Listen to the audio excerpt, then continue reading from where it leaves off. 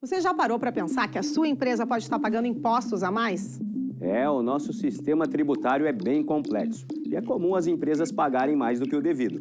Saiba que é possível recuperar os valores dos últimos 5 anos e reforçar o seu caixa. A Fortus Tax é especialista no assunto e já ajudou muitas empresas nos seus 18 anos de atuação. E o mais importante, você só paga pelo serviço depois que o dinheiro estiver na sua conta. Fortus Tax. Pagar o justo é o nosso forte.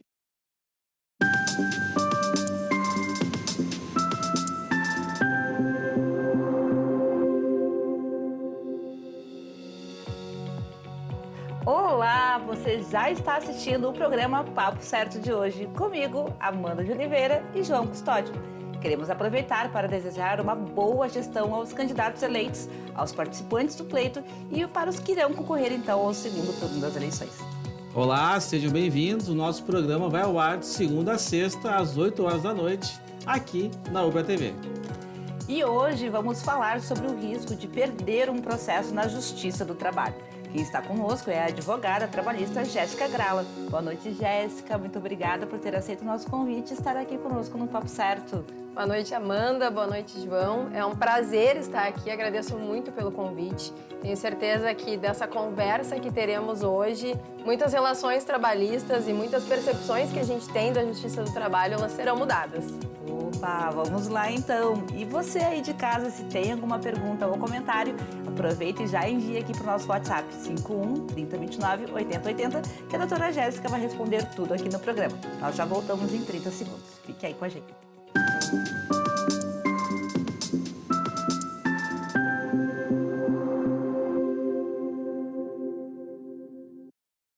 Tá difícil encontrar o profissional certo para a sua empresa? Precisa de alguém detalhista para aquela vaga no financeiro?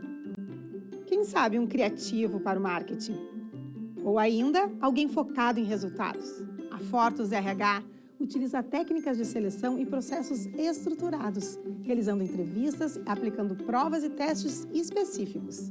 Tudo isso para buscar a pessoa certa para a vaga certa. Fortus RH. Conectar pessoas é o nosso forte.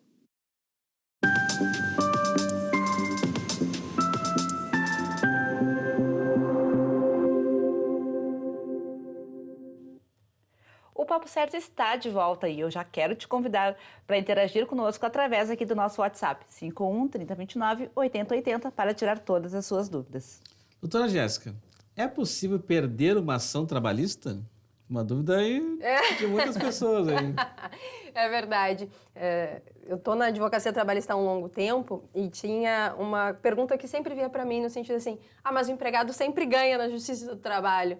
E não, o empregado nem sempre ganha na Justiça do Trabalho. A gente, sim, pode perder um processo sendo empresa e sendo empregado.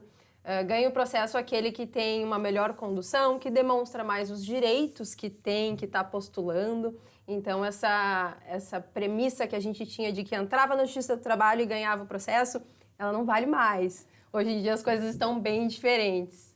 Doutora, e o que faz perder uma causa trabalhista? Claro, aí a gente entra numa gama de possibilidades, né? Principais, digamos. As principais, tá? Vou puxar primeiro assim, a gente tem que estar bem assessorado. Um advogado bem assessorado, um advogado especialista naquilo, na Justiça do Trabalho, seja na Justiça Previdenciária, ele vai conduzir o cliente da melhor forma. Então, com um advogado especialista, as chances vão se diminuindo de perder um processo. Outras questões importantes. Você está pedindo aquilo que, ou você está pagando aquilo que é de direito, que é o justo? Você fez tudo certinho? A gente sabe que muitas vezes o empregado vai lá e faz uma penca de pedidos, mas os pedidos eles não são verdadeiros, né? Eles são para encher os olhos ali.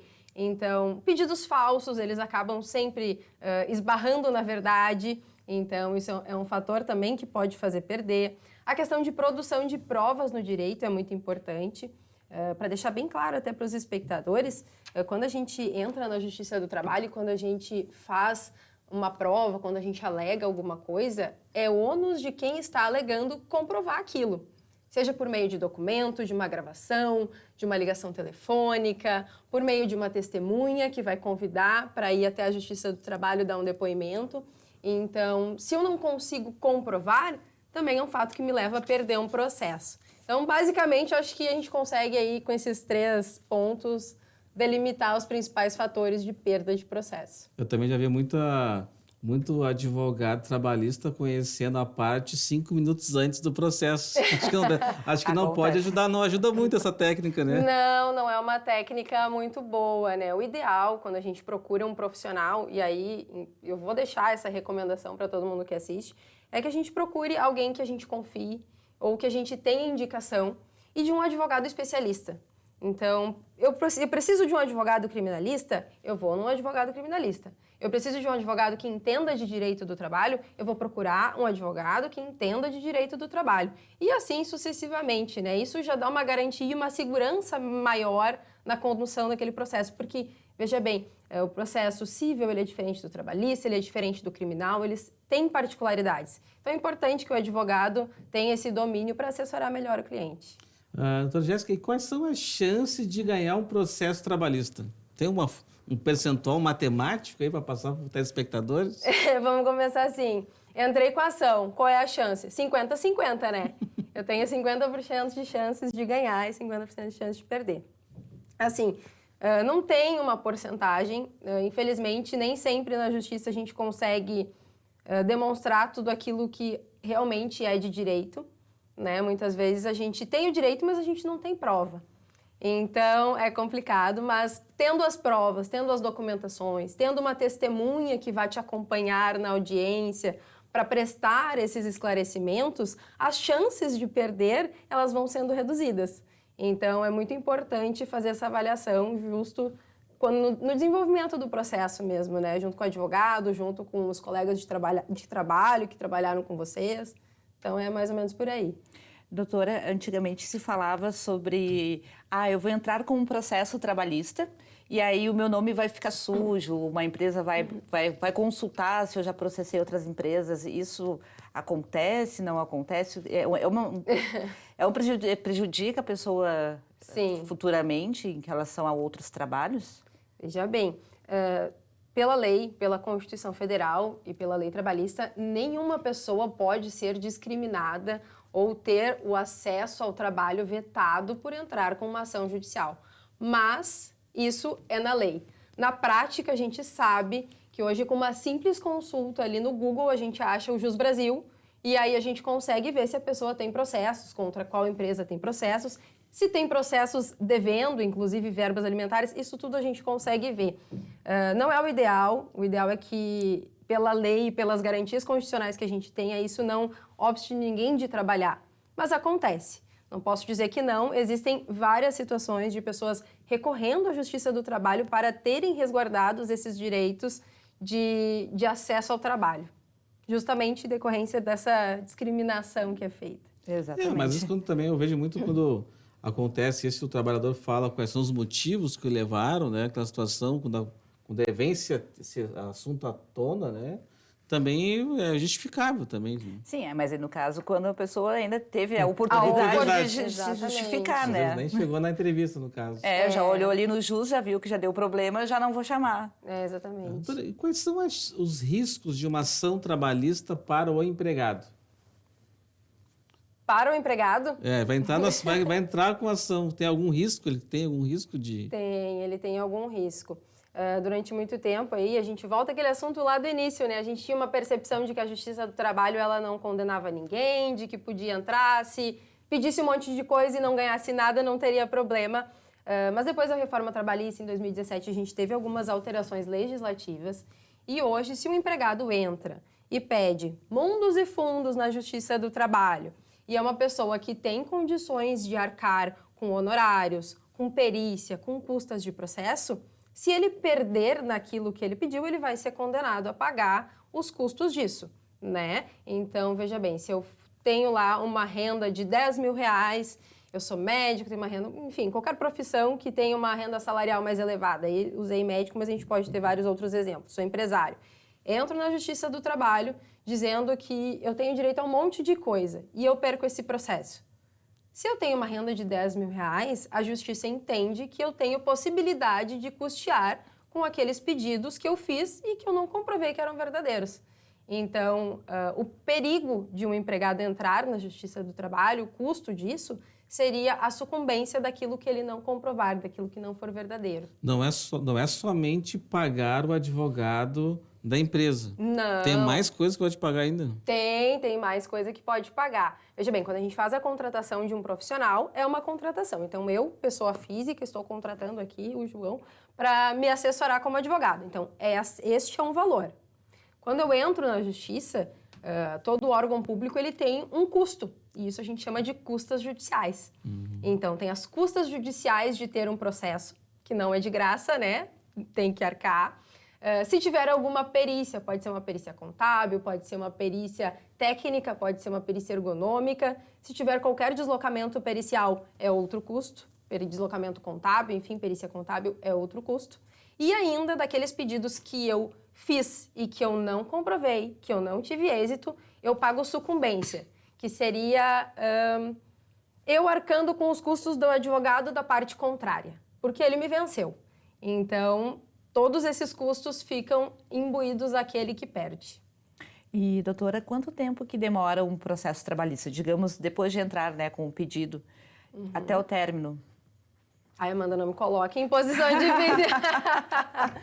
Bom, porque assim, para o funcionário ele entrar com o pedido na justiça, ele tem até 2 anos depois que ele saiu da empresa, certo? Exatamente, 2 anos. A partir do último dia trabalhado, considerando o aviso prévio. E ele consegue fazer a cobrança de 5 anos retroativos para trás, né? Mas a questão de prazo, de tempo que pode durar um processo é muito relativo. Depende muito da vara do trabalho, da justiça do trabalho que vai ser destinada a esse processo. Mas pode se estender assim a anos, muitos anos? Pode se estender a anos. Por exemplo, da entrada do processo até a sentença do juiz, a gente tem juízes que dão sentença em questões de meses e a gente tem juízes que demoram 2 anos. Época de pandemia que a gente passou agora, muitos processos que entraram na justiça lá em 2020, agora que estão tendo audiência. 2 anos. Então, 2 anos para ter uma audiência, exatamente. Então, se formos pensar em um processo que tem bastante litigiosidade entre as partes, que as partes querem discutir cálculo, que as partes querem recorrer até a última instância, um processo pode chegar aí, já vi processo até 10 anos, 15 anos em execução. Nossa, fiquei surpresa com a resposta. Achei que tivesse talvez um prazo limite de 10 anos, arquiva. Não tem. Segue, então. E principalmente questões que têm um valor agregado maior, que envolvem empresas, às vezes, com um capital social elevado, grande, eles têm o hábito de prolongar as ações. Então, eles discutem até o final a fase de conhecimento, ali que é os direitos efetivamente ditos, e depois isso ainda passa para a discussão de cálculos. Então, se a gente for parar para analisar, tem processos aí correndo e tentando serem executados em 10 anos. É bastante tempo. É bastante tempo. Doutora, vale a pena recorrer a um processo trabalhista? Depende. Depende. É a pergunta a resposta que todo advogado dá, né? Depende, porque sempre tem uma exceção. A Justiça do Trabalho, ela tem a possibilidade de recurso para ambas as partes. Eu posso ganhar e posso achar que aquilo não foi o justo e recorrer, assim como a outra parte pode fazer da mesma forma. O que a gente avalia dentro da Justiça do Trabalho como é viável ou não é analisar dentro do processo aquilo que foi feito, aquilo que foi provado. Eu tenho uma testemunha que disse, eu tenho um entendimento da justiça de outro estado que me dá esse direito, então por que esse juiz não me deu? Então, sim, é viável, é importante, mas também é importante fazer isso analisando todo o processo. Se tiver possibilidade, se tiver entendimento da justiça, sim, é importante fazer. É bem comum isso acontecer? Muito, muito comum. Muitas vezes, muitos magistrados possuem entendimento diferente do tribunal. O tribunal possui algum entendimento mais consolidado, ou algumas teses que são mais polêmicas, e aí o magistrado ainda não aderiu a esse entendimento. Então, é comum acontecer e é importante que o advogado faça essa análise e leve para entendimento de uma outra instância para avaliar isso. Jéssica, e quais são as melhores formas, então, para o empresário poder se defender para não ocorrer, então, as causas trabalhistas? Tem um advogado bom, né, gente? Eu tenho outra dica também importante. Contador bom também. Contador bom e pagar tudo certinho também. A chance, se pagar tudo certinho, a chance de um processo é bem menor, né? É isso aí. A gente sabe que o mundo ideal não existe, que a gente sempre está correndo. Se a gente sair aqui na rua e daqui a pouco a gente pode ser processado, né, de alguma outra forma. O risco, ele está aí para todo mundo.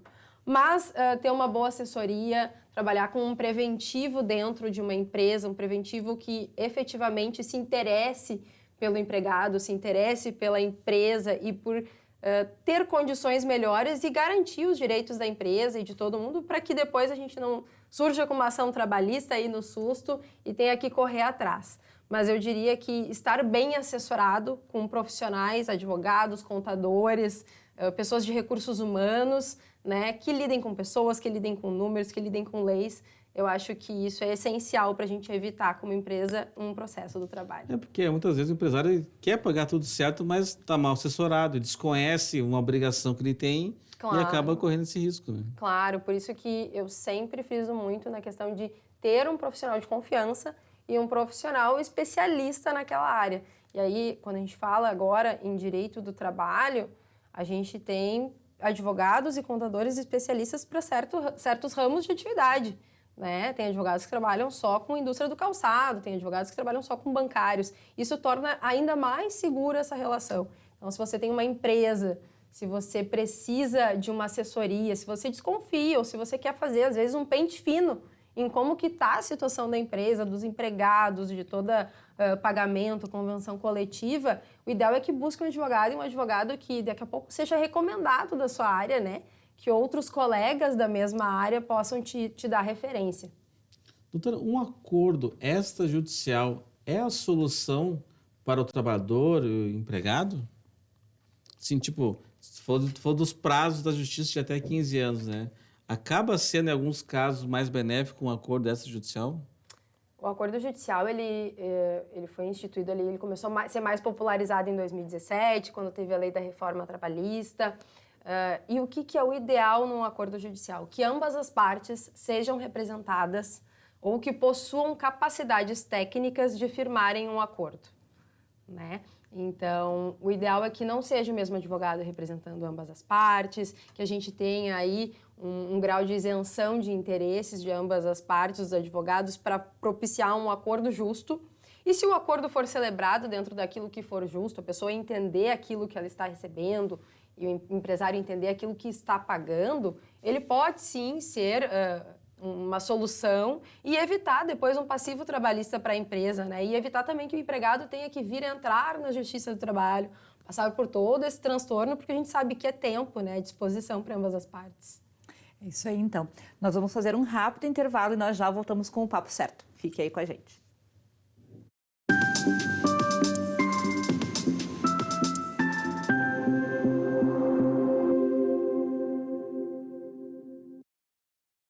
Em tempos de juros altos, margens reduzidas e incertezas, rever estratégias é fundamental para manter o seu negócio competitivo. Esse cenário exige planejamento e organização financeira. Nessas horas, qualquer ajuda é bem-vinda, mas a ajuda de um especialista é necessária. A Fortus Consulting conhece na prática e tem as soluções adequadas para cada situação. Fortus Consulting. Melhorar os seus resultados é o nosso forte.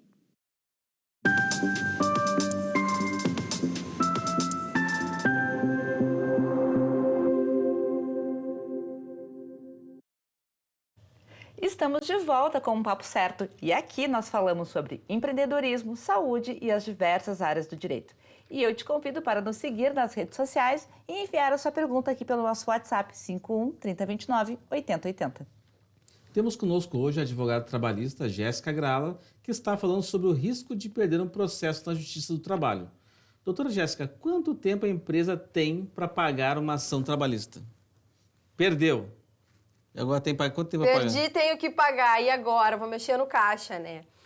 Via de regra, as intimações para pagamento na Justiça do Trabalho elas são de 48 horas. Então, após toda a discussão do processo, do que é devido, do que não é devido, entra na fase de discussão de cálculos e o juiz vai homologar uma sentença, homologar um título de crédito ali que vai ter força judicial e a partir disso vai notificar a empresa para pagar em 48 horas. Agora Mas ele pode falar para pagar em 6 vezes, 10 vezes também, né? Ó, o contador querendo parcelar. Tem o parcelamento também. Não, né? exatamente, tem a possibilidade de parcelamento. O juiz, ele nunca oferece isso, né, num primeiro momento, mas sim, tem um parcelamento que é bem adotado na Justiça do Trabalho, que funciona da seguinte forma: pago 30% do total da dívida e parcelo o restante em 6 vezes, 6 iguais parcelas. Posso fazer dessa forma também e ainda discutir cálculos. Mas são 6 vezes, não mais que isso, Não doutora? mais que isso. A lei permite entrada de 30% do valor devido e o parcelamento do restante em 6 vezes. E o mínimo é 30% mesmo? Sim, 30%. Sempre 30%.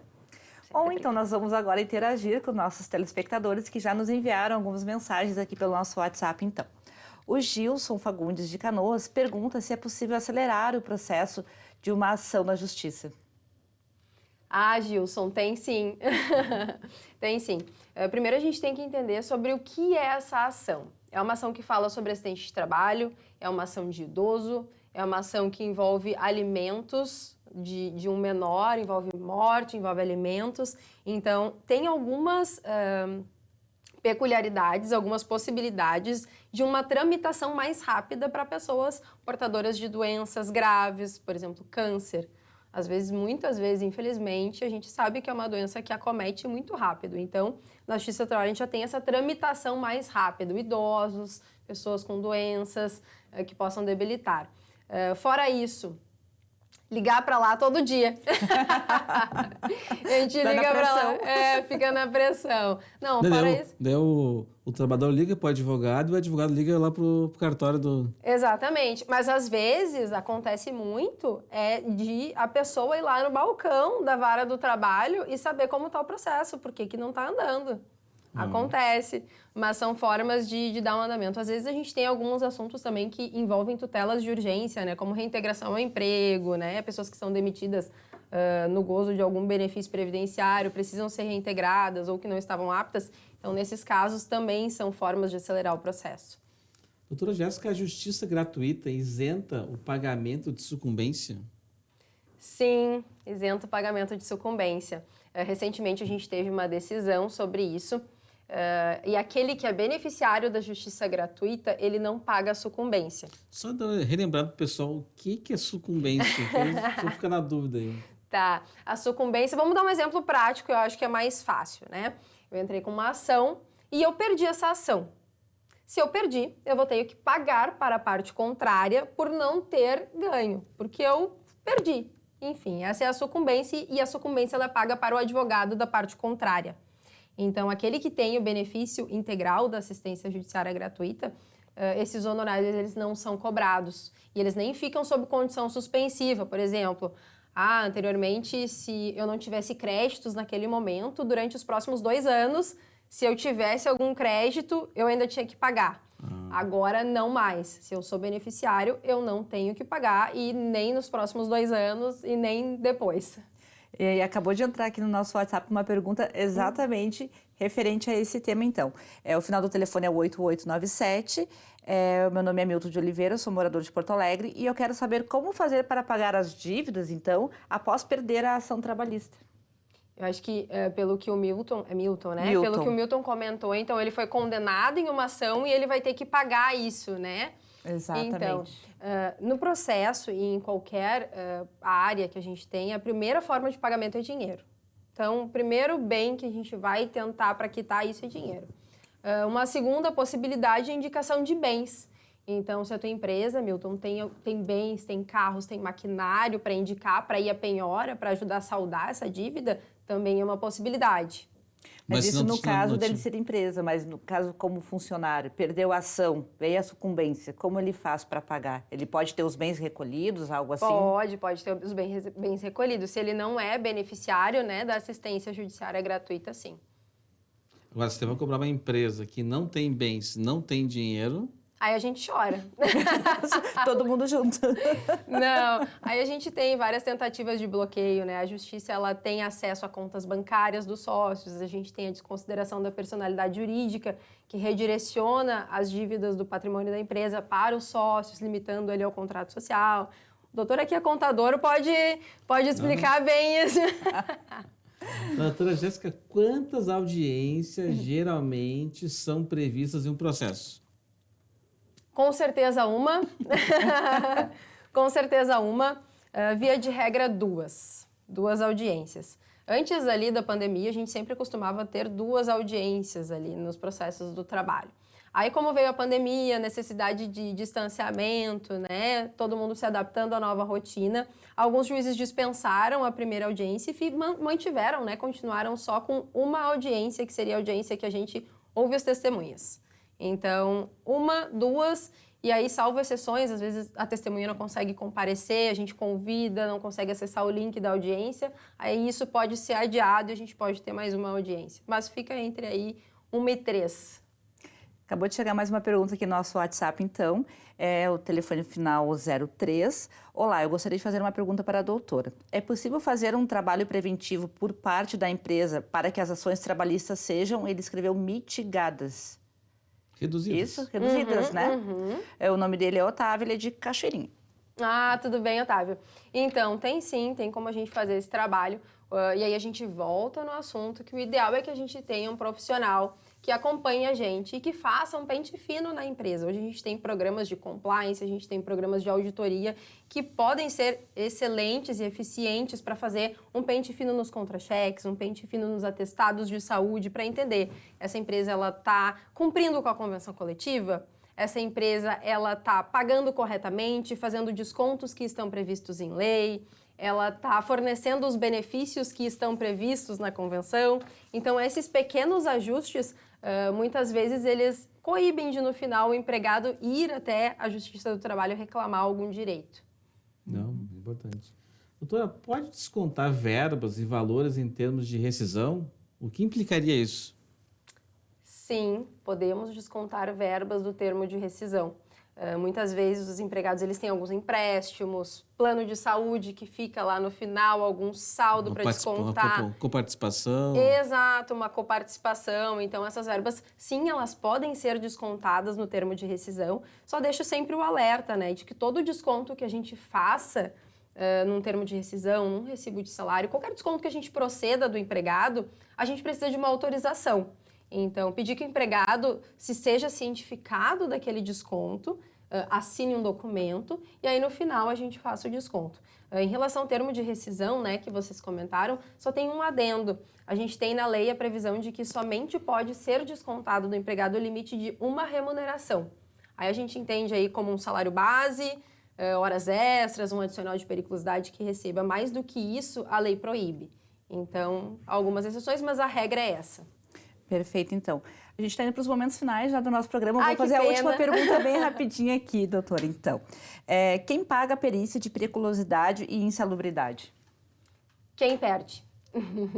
Sou eu, empregado, entrei com um processo na Justiça do Trabalho e disse que trabalhava lá próximo a um tanque de combustível. A gente vai ter uma perícia de periculosidade. Aí foi feita a inspeção pericial e, enfim, não comprovou que eu trabalhava lá. Eu que vou pagar. Se eu for beneficiário da justiça gratuita, quem arca com isso é a União. Agora, num outro cenário, se for comprovado que eu trabalhava próximo a um tanque, aí a empresa vai custear com esse valor pericial de honorários. Muito obrigada, doutora. Pessoal, as outras perguntas que já chegaram aqui no nosso WhatsApp, acabou de chegar aqui também do Luiz de Esteio, vai ser respondida após o programa pela doutora. Então, eu quero agradecer a doutora Jéssica pelos esclarecimentos e por ter aceito e vir aqui no nosso programa Papo Certo. Ai, foi uma honra, fiquei muito feliz com a participação, espero estar aqui mais vezes para contribuir com vocês. E eu agradeço o pessoal de casa pela audiência, lembrando que o Papo Certo é reprisado de segunda a sexta, às 7h30 da manhã, aqui na Ubra TV. Nós voltamos amanhã, ao vivo, então, para mais um Papo Certo com a advogada Lisiane Zeni Estevão, para falar sobre o impacto da pandemia na fixação, revisão e execução de pensão alimentícia. E você é o nosso convidado, nós esperamos vocês. Até lá!